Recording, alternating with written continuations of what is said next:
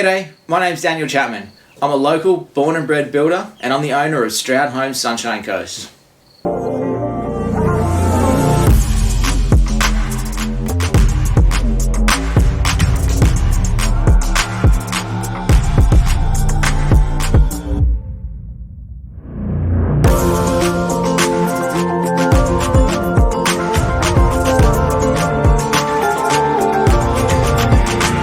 Alright, so I'm here to help answer questions. One of the questions I've been getting asked a lot lately by people on the Sunshine Coast is it a good time to build during a recession or during an economic downturn?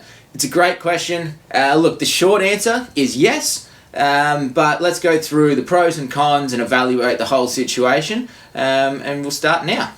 So, number one reason, let's go through it. Now, the reality is you are going to get more attention during an economic downturn. It's just the reality. Look, I'm a builder. I'm putting it out there. It's going to happen. You're going to get more attention. Not to say that you don't get attention when it's not an economic downturn, but the likelihood is that not as many houses are getting built, so as such, you're going to have more of a captive audience. The business that you are building with is going to have more time on its hands rather than being stretched. So building during an economic downturn is a definite pro when it comes to the attention that you are going to receive. Number two reason, let's go through it. Usually there's a heck of a lot more trades out there who are looking for work. Now, so your carpenters, your tilers, your plasterers, your concreters, usually they're slower as well. There's not as much construction going on in the time of an economic downturn. So your trades are also looking for more work. So depending on where you are in the world, you're going to find that a lot of trades will end up, because of not having enough work, they'll start looking at other areas. They'll start heading in different places. They might go into mining's a really popular one in Australia. Trades will often head out to the mines and find that safe haven that we have in Australia to ensure that they keep in work. They might head a little bit further out west. There's just various cattle stations, there's various working farms that a lot of people will be able to find work at, and a lot of trades do end up heading that way. So because the trades have a little bit less work, the ones that are staying behind, we generally find really passionate about what they do. So they really don't want to do anything else. Let's say that they're a tiler. They really don't want to do anything else other than tiling. They will find a way to ensure that they have the work on the Sunshine Coast, or they will find a way to ensure they have the work available for themselves in their area, wherever they are. One of the ways that they do this, look, their quality increases. They want to make sure that their quality is second to none during an economic downturn, because they know that the next job isn't necessarily a given. There may be other people out there, other tilers or other trades, trying to find that same work, and if their jobs aren't really, really high quality, then they are actually then they have a risk of missing out on that next job. So you find that the quality actually increases as well, which is really, really important.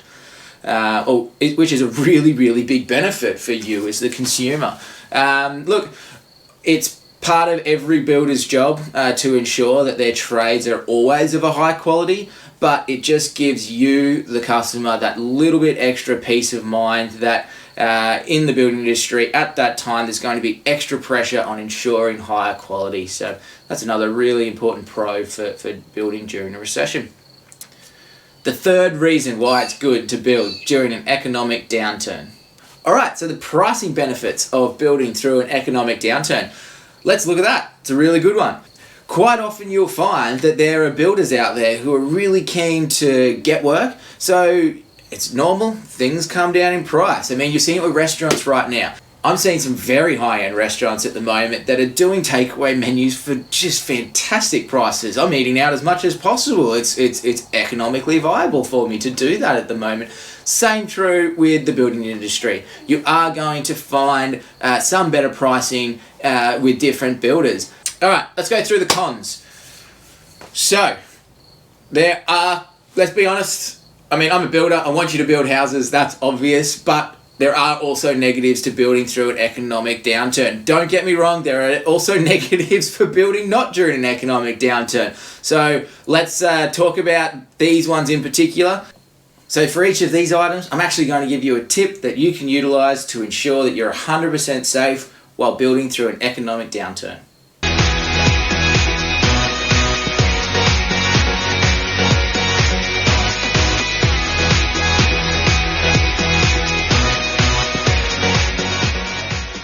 So the number one thing you've got to be careful of while building during an economic downturn, financial security.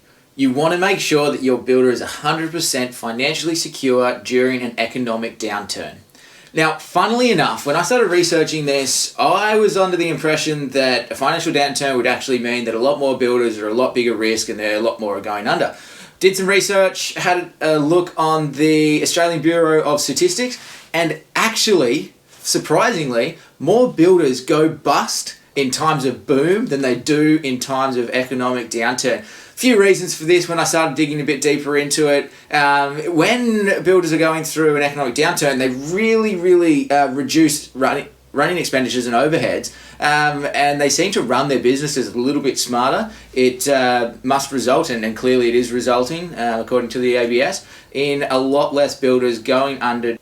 That doesn't mean that no builders go under during an economic downturn. Look, still be careful, and it's understandably so. Why not take the extra steps?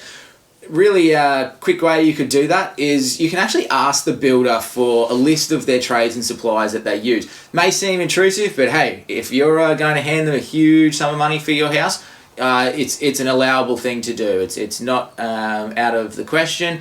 And really, hot tip, any sort of builder who is really proud of how well they pay people, they'll actually be extremely excited to give you these details. If you get a builder when you ask these sorts of questions, any other sort of response other than, yeah, this is great, I'm loving that you're checking me out and loving that you're speaking to my trades and suppliers to find out that I'm a fantastic payer, then that's a bit of a warning sign. You might want to avoid that builder straight away. So you just get a few phone numbers of the trades and the suppliers that the builder uses and give them a call. And you want to be looking for things such as, or hearing things such as, yes, the builder pays me on time, every time. I never have any late payments. It's a really good system with that builder.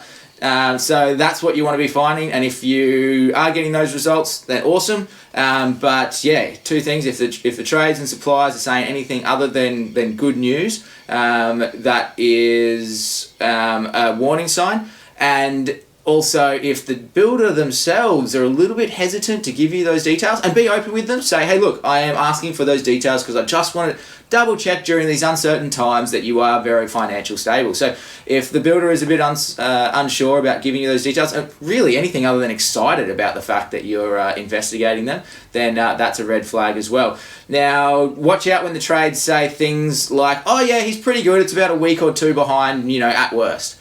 That's not a good sign. It's actually incredible how many people in the industry think that it's acceptable to be a week or two behind on your payments. It seems to be a bit of an industry standard or an industry issue in some ways. QBCC are doing a lot right now to try and sort that out, and I know that other building authorities across Australia are also doing a lot right now to stop things like builders not paying on time, and I think it's rightfully so too. So if your trade or supplier that you talk to does just think it's normal for their builder to be a little bit behind in payments, then that's not a good thing. You really want to avoid that builder as well. So I hope that makes sense in terms of payments. Alright, so the second thing to be aware of while you're looking at building during an economic downturn. If it's too good to be true, it probably is. Now that's an old saying that applies to lots of things, but applying it in the building industry during an economic downturn is really, really important. So how many times have we heard the stories, unfortunately, of people getting a quote from a builder and it looks fantastic and it looks like it has all of these brilliant things in there, and then they start building and the price just goes up and up and up. Look, it happens even more in an economic downturn. It's something that I personally really, really dislike in the building industry, and I would do everything I can to possibly stop it. How do you stop it as the consumer though? That is the important thing. At a time like this, you want to make sure that there are no hidden surprises. Now, this one, you really, really need to do your homework online. There's a lot of people who will be open and honest about hidden extras. Now, one of the best places for the investigations, or for you to do your investigations, is things like Facebook. It's really, really a good platform to get open and honest reviews. Now, there's different review websites which are really, really good. Productreviews.com is one of them. That's really, really good, but I honestly believe that seeing what the community is saying about a builder on Facebook is probably the number one place to check out, or the number one thing to check out, to make sure you're not going to be risking having prices added during the construction. So log on to your local community pages. For the Sunshine Coast, there's the Sunshine Coast Community Board. You can jump on there. You can actually search on the page itself, not searching the whole of Facebook. You jump onto the page, there's a little search column there. You can actually search that builder, see what people are saying about that builder on those particular pages. The other thing is, actually on the full Facebook search, also search that builder. You'll be astounded at how many builders actually have dedicated pages talking about how much they have done wrong to the people that they've built for. Sounds crazy? They are there, and there are a lot of them.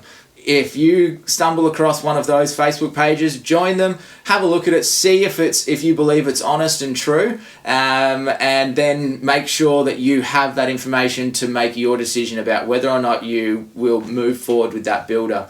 So I hope that helps, and I hope that makes sense.